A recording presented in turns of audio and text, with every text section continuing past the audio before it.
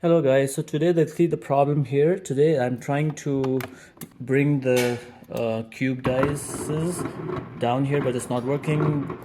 Crushed ice is not coming out. The water is working. Water is not a problem. Here you can see when I click on the water it comes. But when I do the cube dice, it does not come. Only it just makes some kind of noise here. So the problem is here you can see all the ice has formed here. So basically when it comes out of this chamber, it goes in here and it's not moving down. So only thing I'm gonna do here, I'm just gonna use my spoon and clean this up here.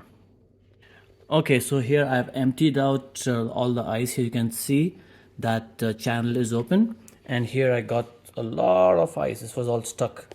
And now let's test if it is working. So here I clicked on cube guys, and the ice is flowing guys. There you go. Let me know if you have any questions.